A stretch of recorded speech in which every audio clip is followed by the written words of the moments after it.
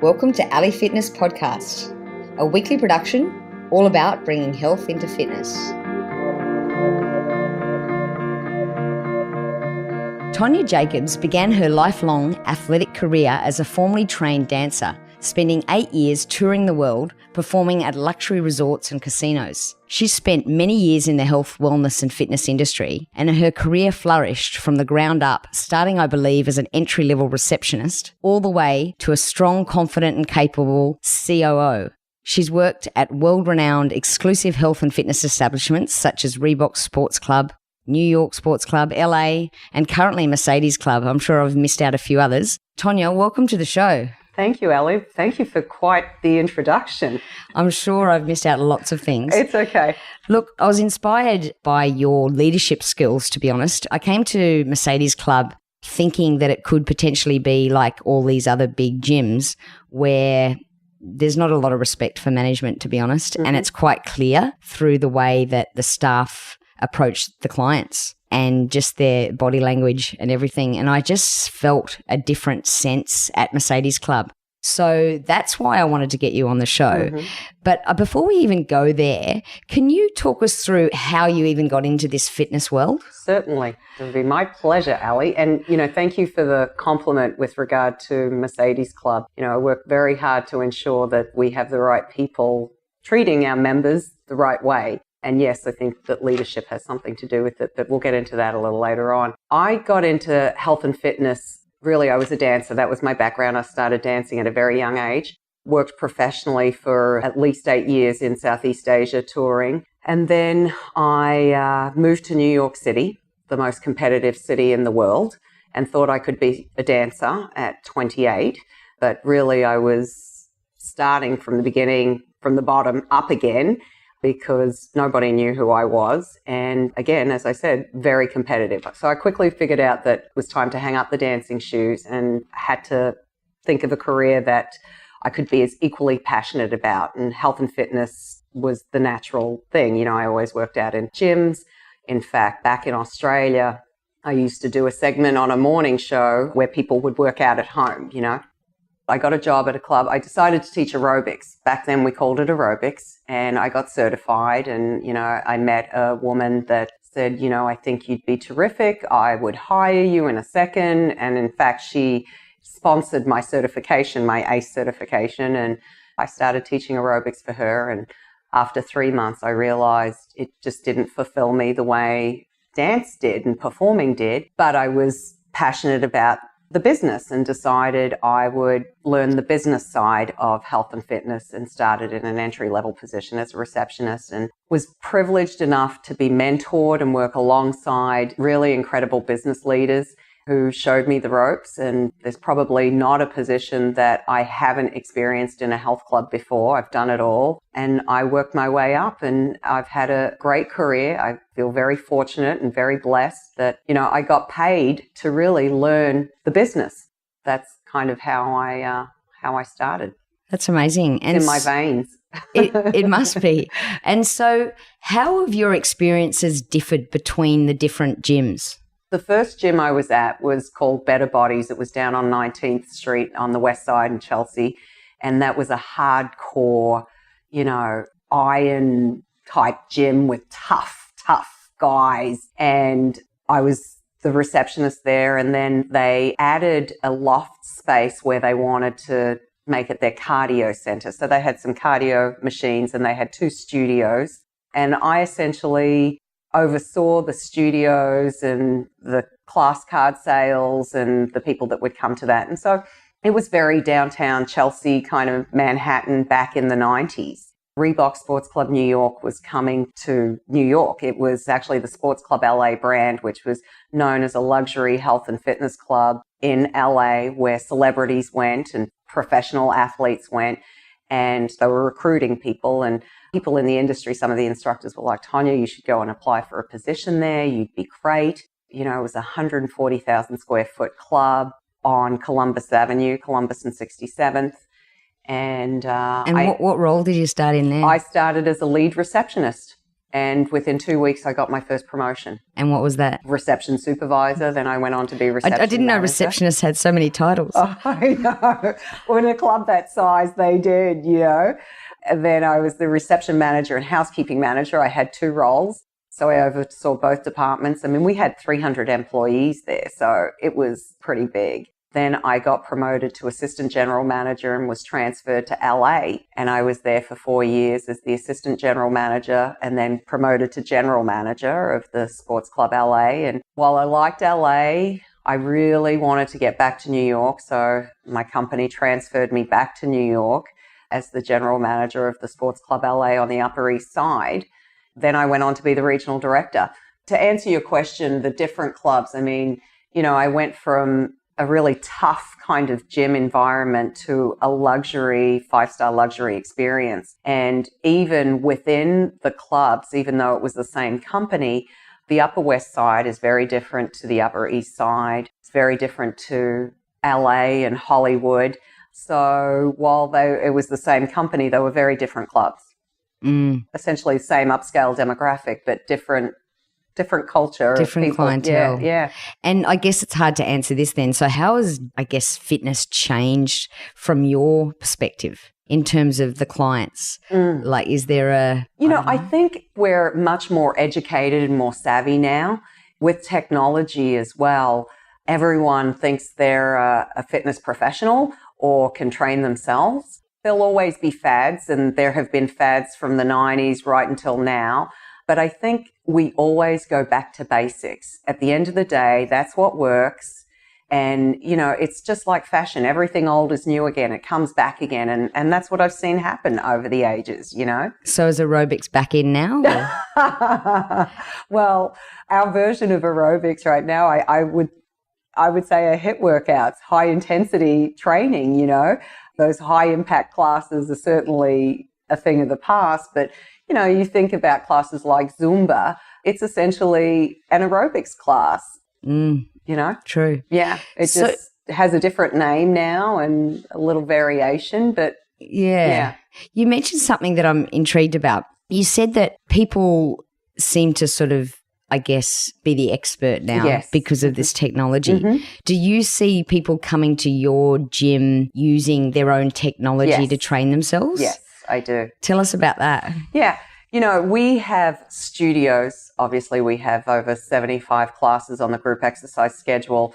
There are downtimes when there are no classes going on, and I see, 3 or 4 people in a studio at one time with their headphones on and their iPhone, and they're following a routine. And I look at that and sometimes I want to go in there and say, oh my gosh, your form is all wrong. You're going to hurt yourself. That's a real shame, while people think they don't need trainers, they don't need instructors, they really do. So just playing devil's advocate here, do you see that same bad form in a class? I mean, obviously in a PT session you wouldn't because the PT it's one-on-one. would...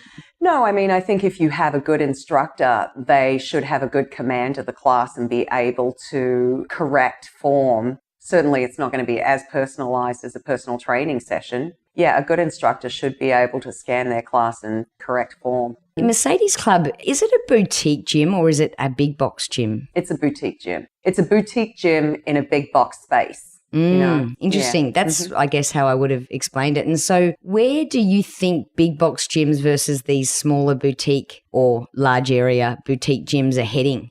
Do you sort of think that there are going to be big changes in the industry going forward, or?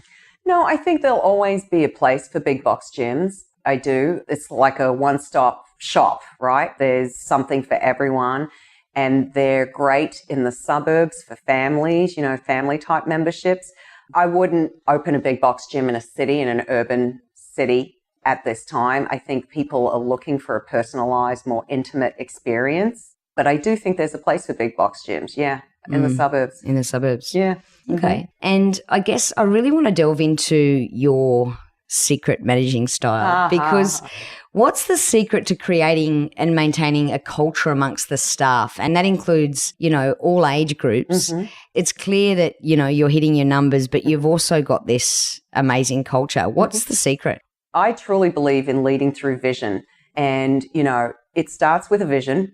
Then you create a mission statement, and then you have to have some core values or guiding principles to ensure that employees know what's expected of them. The mission is the common goal that all employees are striving to achieve. They know that each and every day, for example, our mission statement at Mercedes Club is to go above and beyond the expectations of our members and guests through superior service, amenities, and hospitality. My staff knows that that's what we're supposed to be doing every single day they come to work. So if I was to ask one of your staff members, they would know that's their mission? They probably would not be able to say it verbatim, but they would be able to say to go above and beyond the expectations of our members and guests. Yes. Excellent. And so that's all great, but how do you, I guess, let them take ownership of that or enforce that? You know, then you have your guiding principles or core values so they know what's expected of them. And then you manage through that. You know, I truly believe if you treat your employees well, they're going to treat your patrons well. You know, it becomes natural and a natural extension of them. But it also depends on the kind of candidate that you have. You know, I do all final interviews at the club. I handpick every single person that works there. And, you know, something that is as equally as important as skills and qualifications is EQ versus IQ. EQ is emotional quotient versus intellectual quotient. So they have to have a strong EQ in order to work for me because they're the ones that get it. I'm sure you've met people that are on paper are terrific but have a lackluster personality, you know, and then you think of top performers and what sets them apart from the others. It's really their EQ. I bet their EQ is off the charts, you know. So that's what I look for when recruiting an employee. In fact, when I do a final interview, I say, you know, Ali, good to meet you. You wouldn't be sitting here today if we didn't think you had the skill set to fulfill the job requirements. But what's equally important to me is if you're going to be a cultural fit. And then I start to talk about the culture. And I know, based on my own EQ, based on my gut, whether this person is really going to live and breathe the mission and the vision and uphold the standards. And is that just a gut intuition or is that a question that you might ask? I ask several questions and it's my gut. You know, it's how they answer the question. I ask them to illustrate and give me examples, specific examples, and their interpretation. You know, I ask them to read my mission statement out loud. I ask them to define it. I ask them, what does that mean to you? Give me an example of that. And I go from there. Yeah. And do you find that you need different skills for different maybe nationalities or different ages or different sexes amongst your staff? Or is it a general We treat everyone the same way. Yeah. Same standards and same expectations for everyone.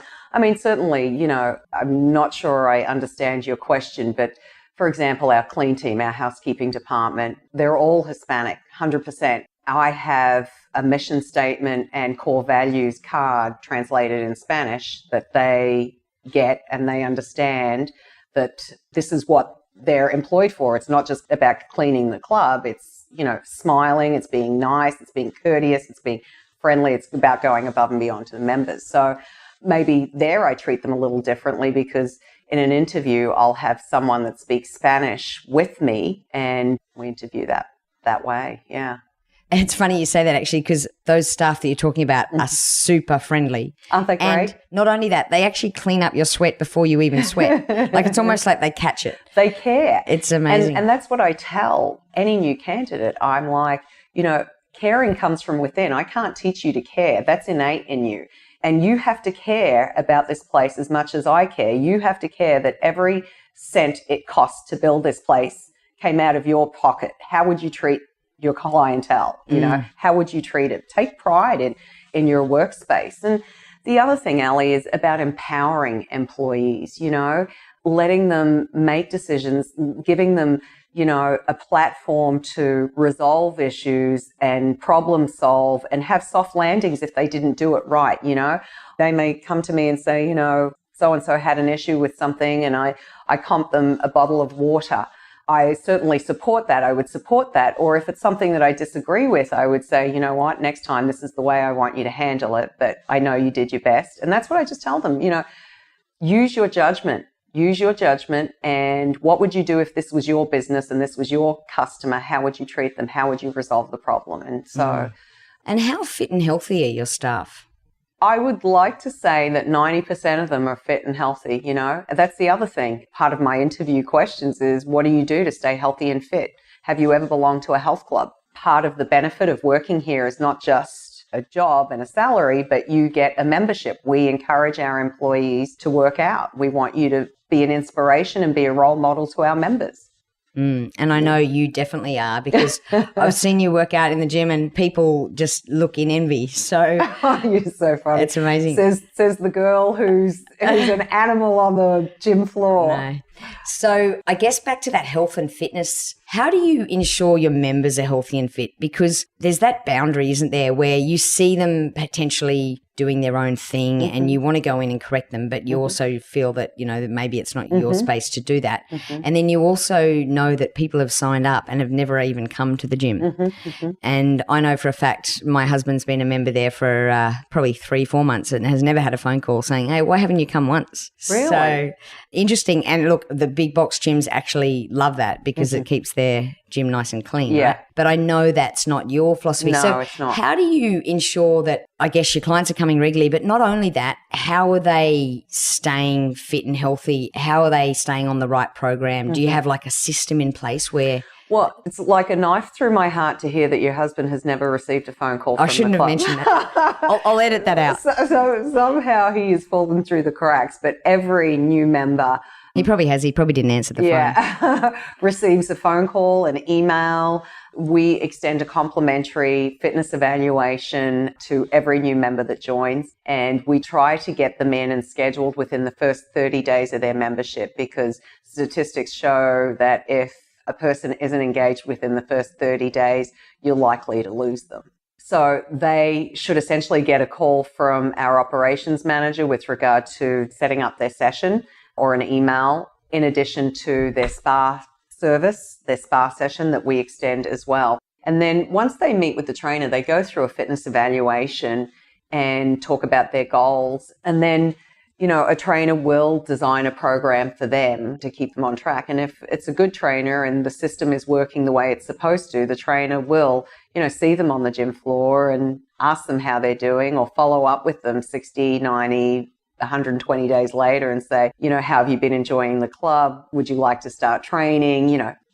So there's some systems in place. There definitely are some systems in place. And do people fall through the cracks? Yes, they do. And what's interesting is I've been around the world and been to several different gyms and spoke to several different gym, I guess, owners and managers and what have you. And I've asked this question because I'm concerned there are people who obviously do the wrong thing in the gym for what they need.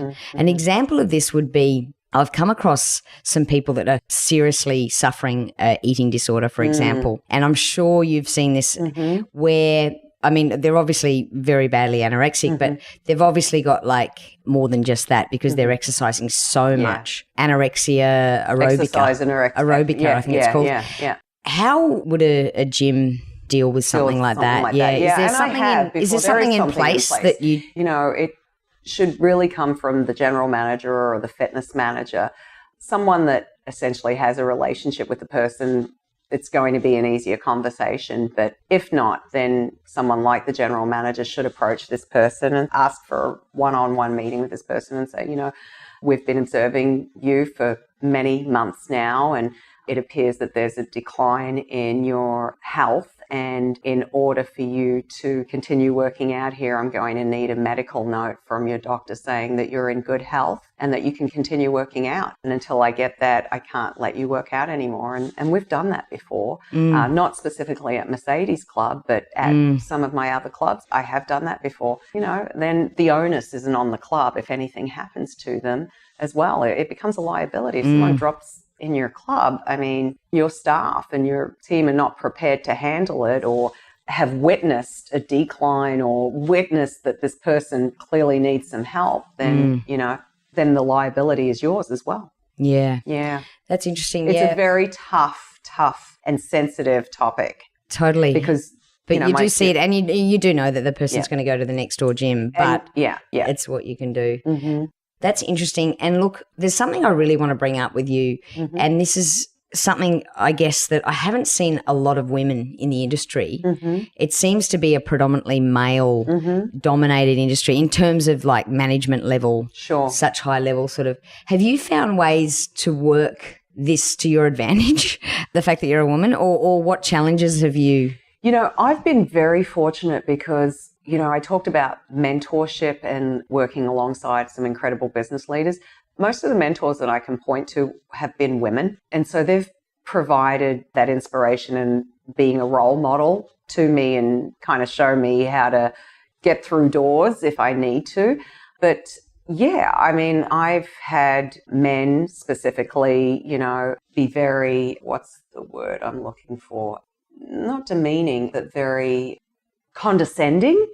And I know it's because I'm a woman, I'm 5'2" and I'm a girl, and as soon as they hear me speak, I take on an assertive tone. I know the kind of tone that I need to take and let them know that, hey, listen, I know what I'm talking about. I know what I'm doing. I've been doing this for a while and I've been around the block a few times. And, I most of the time gain and win their respect. But, do I use anything to my advantage? I think what's opened doors for me, Ali, here is that I'm Australian. I sound different when I start to speak.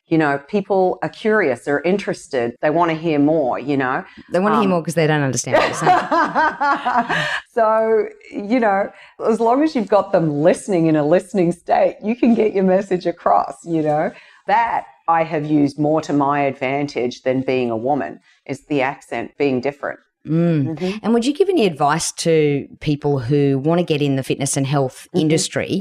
Let's say, or maybe they're already in it, but they want to go to that next level. They want to go from receptionist to COO overnight. How would you now, I'm assuming it's different to when you did it, how would you recommend they do that?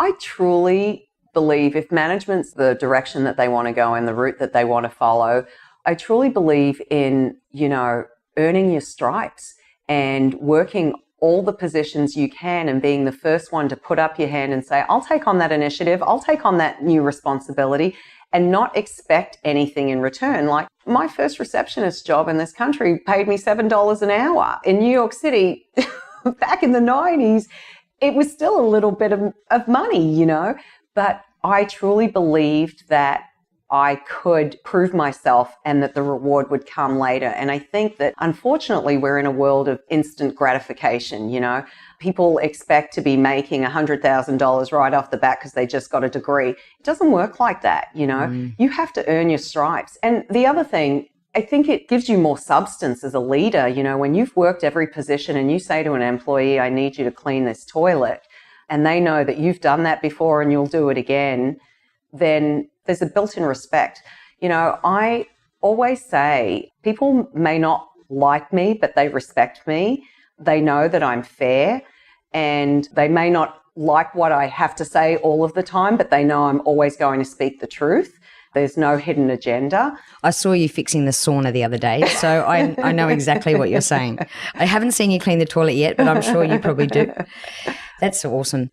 I guess I also want to touch upon being a mother and having a high-level COO job. I guess there's two things. Firstly is having other responsibilities.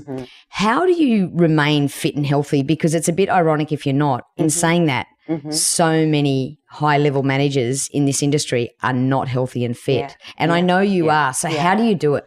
You have to remain committed to it, I'm like a robot. I get up at 5:15 every morning, and I'm there in the morning when my daughter wakes up, and then I have a good support system, thank goodness. Working out just makes me feel good mentally. Forget about the physical feeling, but mentally it makes me feel good. It makes me ready to tackle the day. I don't understand why people don't. And, to say you don't have time, that's a load of BS, Make the time. I will tell you this, Ali. I practiced yoga for 18 years. Now I'm a fake yogini. I don't practice yoga because I don't have time. I choose intense workouts over yoga since I've had my daughter. So for the past 8 years, I really haven't practiced yoga. And I could do it at home on my own. But, when I'm at home, my family life is important to me and quality time with my family. And I work out Monday through Friday. That's my schedule. Saturday and Sunday, I'm fully available for my daughter. I try to be, and it's a juggling act. And, there are times where I feel like I'm not giving my best. Oh, I'm a mediocre manager or I'm a mediocre mother. But, as long as you are always giving it your best, that's all you can do. And that's what I say to my staff, my salespeople, when they miss their quota for the month, and I say to them, if you can look yourself in the mirror and say, I gave it my best this month, and that's all I can ask for. You know whether you did or not. And that's what's had to be enough for me, is knowing that I do my best. But yeah, you got to make time for your workouts. Get up at 5 o'clock in the morning if that's what it means, It sounds like you have certain things that you're not negotiable on. Yes.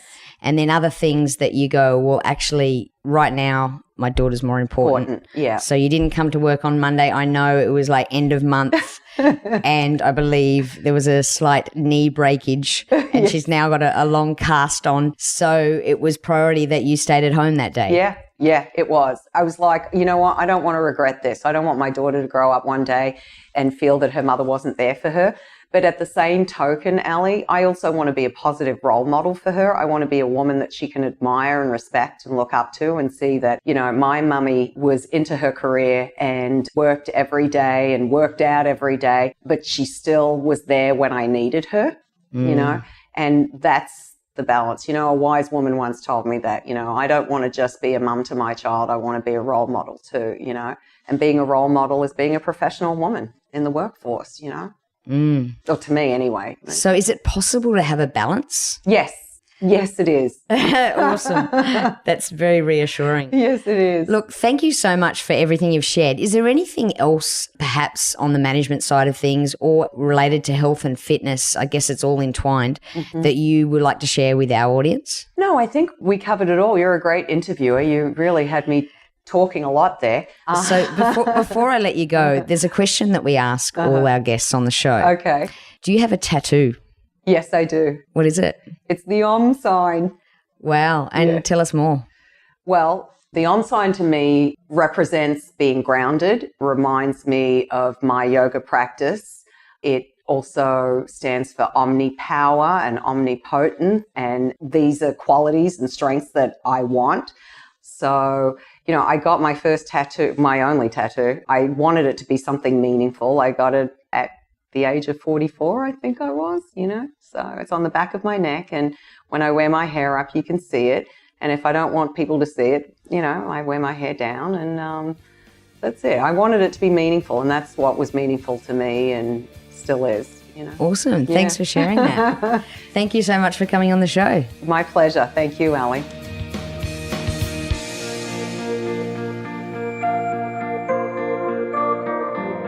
For all the resources and show notes from today's episode, please go to www.ali.fitness. If you liked today's episode, please show your appreciation by going to iTunes, give us a 5-star review and subscribe.